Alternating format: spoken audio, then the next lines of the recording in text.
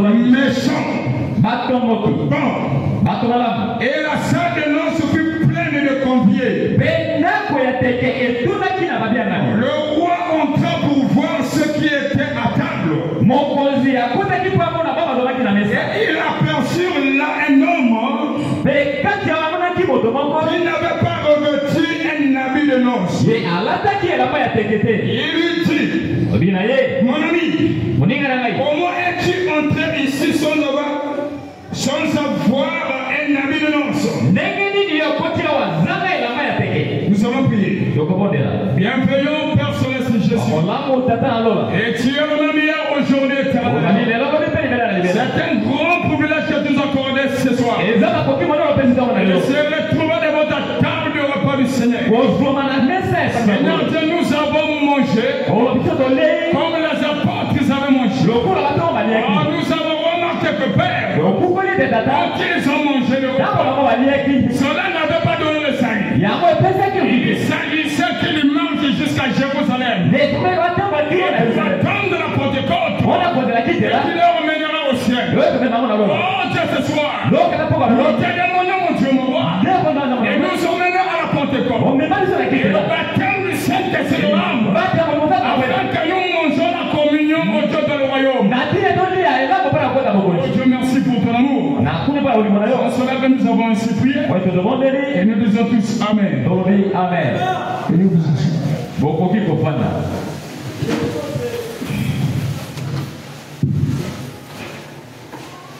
alors, le pasteur avait prêché, il avait tout dit sur le repas du Seigneur pour la communion. Moi, je veux essayer d'imiter mon père. Parce qu'un enfant doit imiter le père.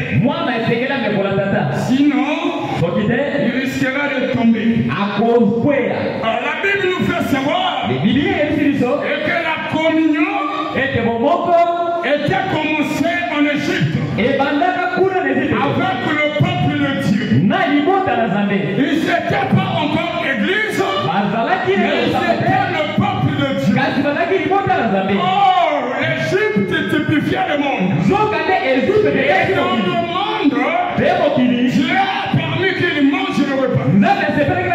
Quand ils mangeaient le repas, il y avait parmi eux des ramassis. Mais Dieu a permis quand même de ramasser manger le repas. Ils avaient mangé le repas. Ils sont sortis de l'Égypte. Et pour marcher dans le désert, et jusqu'à arriver en Canaan. Mais une chose curieuse, ceux qui ont mangé le repas, ils sont arrêtés dans le désert. Alors on croyait que le repas du Seigneur, ça donnait la vie. C'est le même qui commençait à murmurer par la Moïse, pourquoi tu nous emmènes? Il fallait nous laisser manger des cocos. Et tu nous emmènes ici. Oh, c'est étonnant. C'est étonnant. Alors que quand ils ont mangé le repas, cela leur avait donné la force. Arrivé jusqu'à Canaan, on n'a pas compris. Dans le désert, il commençait à adorer le poudre. Et Dieu païen. Alors qu'ils étaient le peuple de Dieu, ils étaient l'église de Dieu. Et nous n'avons pas compris. Parmi tous ces gens, il n'y a eu que deux qui sont tombés là-dedans. Oh, je m'en contre la même. Il y a un mystère qui se cache là. Mais comment les enfants d'Israël, ils étaient le peuple choisi de Dieu. Il y a eu que deux qui sont tombés dans Canaan.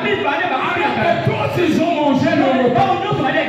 Ça nous étonne tous, n'est-ce pas? N'est-ce pas? Oh, dites Amen, s'il vous plaît. Ça, c'était dans le premier exode. Alors, nous connaissons qu'il y a 3 exodes. Et dans le deuxième exode, le premier exode, c'était Moïse. Et dans le second exode, et c'était Jésus.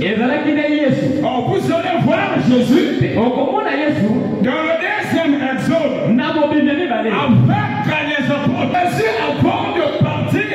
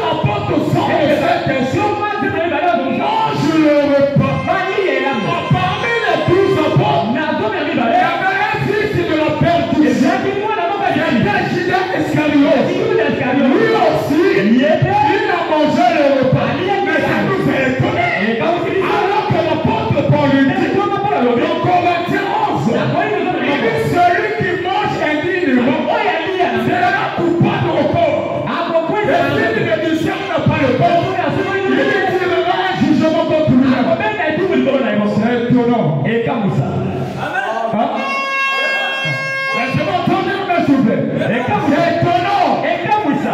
L'église de Jésus nous apporte. Personne n'avait le Saint-Esprit. Ils ont mangé le repas.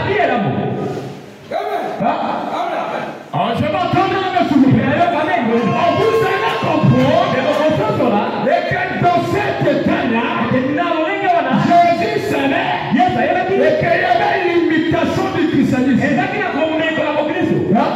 Il y avait la religion.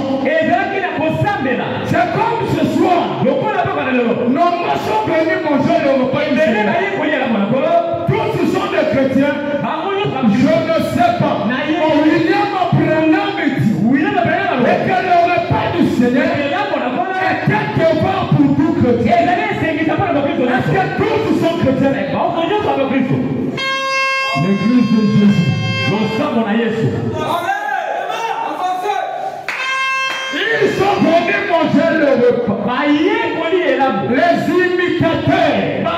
Ils ont mangé le repas. Oh, William Branham dit dans la dispensation du temps, il y a deux esprits qui marchent ensemble. L'esprit du diable et l'esprit de Dieu. Cela ne peut pas changer. Aussi longtemps que nous sommes sur la terre, il y aura toujours une limitation. Mais la chose bonne, le repas du Seigneur, c'est un privilège pour les enfants de Dieu. Merci, amen. C'est ça, nous sommes venus manger le repas. Il y a certains qui ne peuvent même pas ici. Est-ce que vous les avez empêchés? Ils sont venus manger ignorants.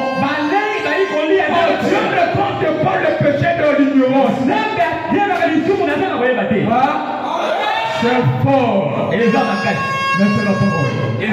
Amen. Oh, les deux esprits de la dispensation du temps, ils marchent ensemble. Raison pour laquelle vous pouvez remonter.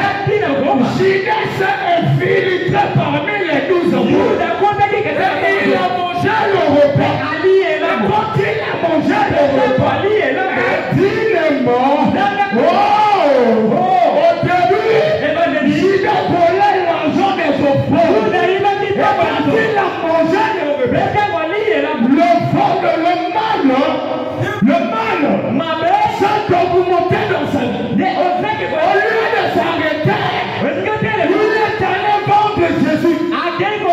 Ce soir, attention, la parole a été prêchée ici. Vous avez écouté la parole de Dieu. Attention, on ne plaque pas avec Dieu. On ne plaque pas avec Dieu. Je croyais que vu qu'il était choisi par Jésus, lui aussi, il avait le droit de manger là. Quand il a mangé, cela lui a tiré la malédiction. Et il était mort. Comment il s'est pendu?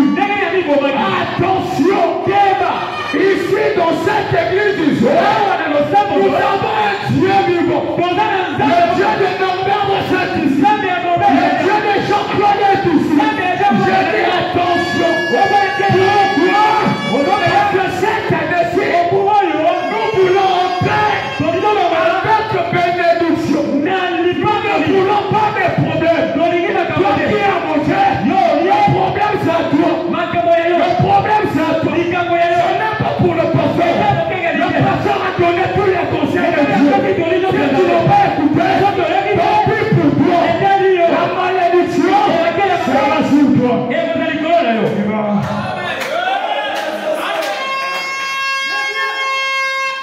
Je vous bénisse.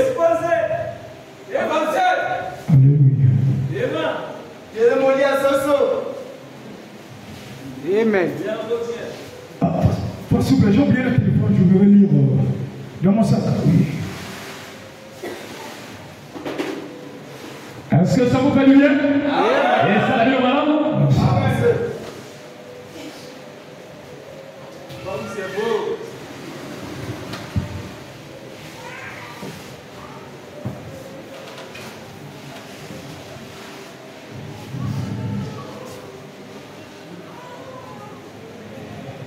Nous allons lire dans la brochure la communion.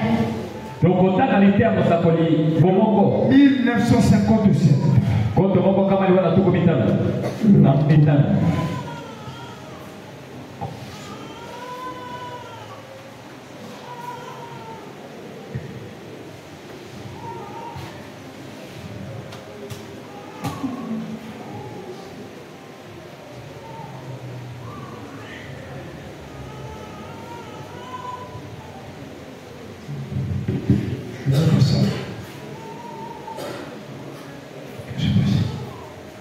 Qui peut me trouver la communion là?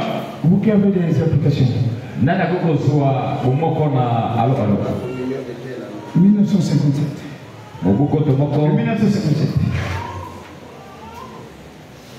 Paragraphe 57. Ni rien de semblable. Donc pour aller au ciel, nous devons obéir à toute la parole. C'est ça la parole. Et c'est ça le message.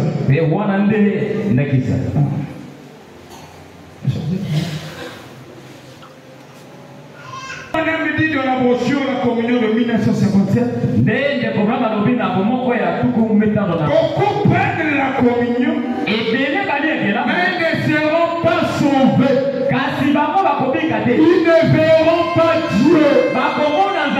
C'est parce qu'ils ont mal à manger. Ou encore ils sont de la semence du diable. Et ces gens-là ne verront pas Dieu. Ils ne verront pas Dieu. C'est ça. Amen. Oh, vous allez remarquer.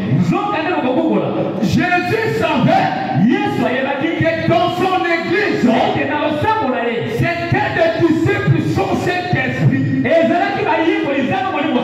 dit ceci. Il est mieux que je m'en aille. Je vous enverrai le consolateur qui vous conduira dans toute la vérité. Nous avons reçu un érudit au nom de Paul. Il est venu après la Pentecôte. Jésus, quand il prenait la communion pour la première fois avec les disciples, il avait dit, prenez ceci à mon corps. Il prend la coupe. Et il prenait ceci. C'est le sang. Le signe de l'alliance. Mais Jésus n'avait pas dit, celui qui mange dignement. Il n'avait pas dit, celui qui mange sans discerner le corps. Parce qu'il savait que dans ses disciples, personne n'avait le Saint-Esprit. Et quand il est venu, celui qui mange indignement, il est coupable envers le corps du Seigneur. Celui qui mange sans discerner, il tire un jugement contre lui-même. Je vous pose la question, répondez-moi. Où est le corps de Jésus? Qui peut me répondre s'il vous plaît? Où est le corps de Jésus? C'est lui qui mange sans discerner le corps. Où est le corps de Jésus? Abraham dit, j'ai prêché comme mon Paul. Si ceux de Paul ont créé, les miens aussi ont créé. Abraham dit, adorez son Saint-Esprit. Adorez son Saint-Esprit. Vous adorez en dehors du corps. Où est le corps? Ah, c'est fort. Paul dit, vous tirez un jugement contre vous-même. Où est le corps? William Abraham dit, le grain de blé qui a été planté à la Pentecôte. Cela avait produit plusieurs Jésus. Plusieurs Christ. Voilà le corps de Jésus ce soir. Vous tirez un jugement contre vous-même. Cela veut dire, sans discerner, vous-même vous allez tomber malade. Le corps de Christ, c'est celui qui a le Saint-Esprit. Amen. Donc le jugement, c'est contre toi-même. Amen.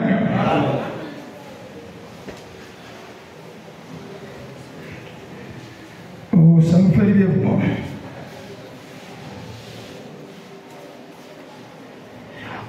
Jésus, quand il était mort à la croix, le sang était versé. C'était le sang littéral. Et le frère Branham dit que ce sang littéral ne pouvait pas faire expression. Amen. Oh. Amen. Le sang de Jésus ne pouvait pas faire exception. C'est le vin qui fera l'exception. Expression. Je dis c'est le vin qui fera exception. Hein? Ça vous fait du bien. Le sang de Jésus ne fait pas exception. Oh, William je cours derrière le ton chemin. La citation, il y en a tellement ici. William Branham dit que le sang aujourd'hui, c'est le message de l'heure. Cela veut dire que la véritable communion est dans le message de l'heure. Vous allez voir aujourd'hui, si vous allez dans l'église catholique, ils mangent le repas. Vous allez chez les dénominations, ils mangent le repas. Où est la véritable communion? Et Jésus a dit, je boirai le vin de fruits ici, jusqu'à ce que je boirai dans le royaume de mon Père. Pour aller au ciel, vous devez croire à la parole qui fait expiation. On se l'avait dit que la communion, c'est pour les enfants de Dieu. C'est pour les causes. Et je m'entends de la main. La communion, c'est pour les causes. Le frère Branham dit, dans le messager de la foi, il dit que ce soir, la table de la communion est remplie de vomissements. Mais il n'y en a pas. Donc, prenons un moment. Oh, cette communion, pour les enfants de Dieu, c'est pour les aigles. Ils sont appelés à manger la nourriture convenable de leur temps. Si tu n'es pas l'épouse, tu veux manger la communion, tu vomis spirituellement. Nous avons des vomissements ici.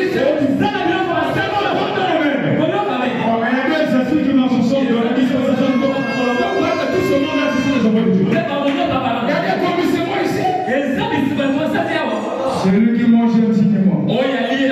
Cette année pour nous, c'est pas ça le salut. Mais Jésus, quand il était crucifié, ce n'était pas encore le salut. Quand il était enseveli, ce n'était pas le salut. Quand son ascension, ce n'était pas le salut. Il s'agissait. Et Sengelaki de quitter Golgotha, d'aller à Jérusalem, à la Pentecôte, attendre le Saint-Esprit pour qu'il soit sauvé. Autrement dit, pour qu'il mange le repas du Seigneur, de nouveau avec le Christ dans le royaume de Dieu. Tu as le Saint-Esprit. Mais pourquoi tu as venu manger le repas du Seigneur? Est-ce que tu seras là-bas? L'agneau de Dieu, il était immolé avant la fondation du monde. Cela veut dire la communion que nous avons prise ce soir, on l'avait mangé là-bas. Si tu n'étais pas là-bas, l'invitation, tu vas t'arrêter ici. La parole est péché ici. Le péché, la prostitution, le vol, les médisances, le sel. Mais je vais entendre l'amen. Il n'y a pas des enfants de Dieu ici. C'est votre nourriture. N'ayez pas peur. Il est notre avocat.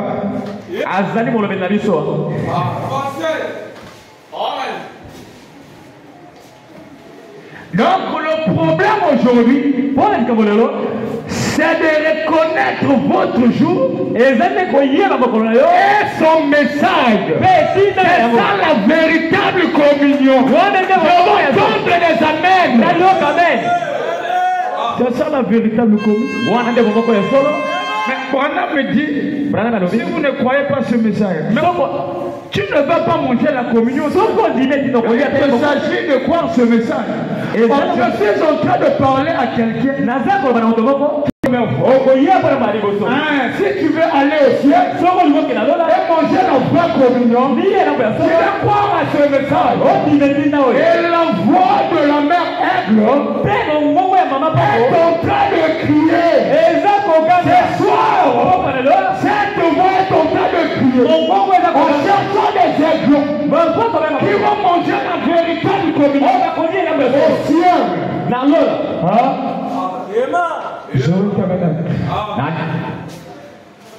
Vous savez quoi? Oui. Un jour, le patient m'avait appelé de l'accompagner à la mairie de Mugali. Nous sommes allés et en retour, arrivé quelque part, c'était à Koulouda. On a vu une voiture. J'ai dit, patient, mais ça c'est une voiture. Le patient dit oui, on va un peu voir. Nous sommes allés voir. On regardait la voiture. On regardait la voiture. C'est par là que j'ai compris. Ah, le patient a besoin de ma voiture. Mais Seigneur, mais bénis-nous. Tous les jours on dit c'est Jésus. Il n'y a pas de bénédiction. Nous croyons le Dieu de Baal. Mais nous sommes dans la véritable communion. Maintenant cette histoire. Jésus, pas de bénédiction. Pas de mariage. Mais pourquoi? La porte au pasteur. La porte au pasteur. C'est à nous. La porte c'est à nous. Encore le pasteur me disait, cette voiture en vente. Je me suis dit, adieu. Si j'avais l'argent, j'allais acheter la voiture au pasteur. Pourquoi tu ne me dis pas? Hein? Mais pourquoi il ne me dit pas? Oh, ce que nous voulons, cette année, nous devons marcher dans la cohérence de la parole. Parce que la bénédiction de Dieu a des conditions. Si nous n'obéissons pas des conditions, les principes de la parole, nous ne serons pas bénis. J'ai lu dans Matthieu, et c'est moi qui envoyé ses disciples. Allez chercher les gens. Pour passer ce moment de festin avec eux. Ils ont trouvé un homme qui n'était pas revêtu. Les amis de la noce. Et le roi avait dit, prenez cet homme, liez-le et jetez-le dehors. Ce soir, nous voulons entrer l'année 2025 avec bénédiction. Parce que nous savons la véritable parole ici. Mais pourquoi nous ne sommes pas bénis? Parce que nous ne voulons pas obéir à Dieu. Le pasteur crie ici. Laissez le péché. Laissez le péché. Mais les gens ne veulent pas laisser le péché. Seigneur, bénis-nous. Les gens aiment la bénédiction. Quand il s'agit de vivre la parole, ils croient que le salut c'est la bénédiction. La bénédiction est éphémère. Ce sont des choses de la terre. Cela passera. En ce que nous avons besoin, un jour que nous allons au ciel. C'est ce que nous venons ici. Nous venons pour aller au ciel. Voilà. Donc il s'agit de respecter la parole de Dieu.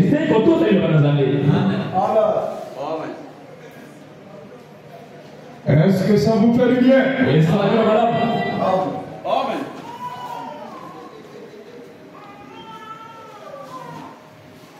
Or,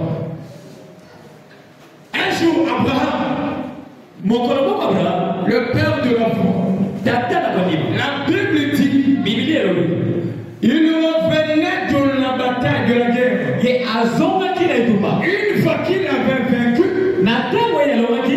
Melchisédek, le roi de Salem, Dieu dans sa théophanie, il le rencontra. Il donna à Abraham le pain et le vin. Branham dit, quand les élus vont quitter la terre, Melchisédek, il va se tenir dans les airs avec le pain et le vin pour donner aux semences d'Abraham. Est-ce qu'il y a la semence d'Abraham ce soir? Est-ce que vous êtes là? Oh. Du côté des soeurs, il n'y a pas de semence d'Abraham. Oh! C'est tout ça. C'est la parole.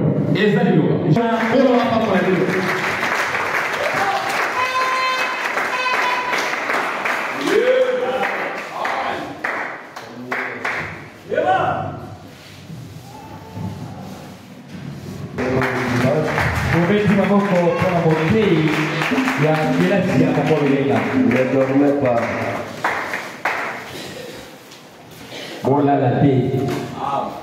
Le frère Salem, venez chanter. Bato bazola la wana botelema toyemba. Réveillez ceux qui dorment.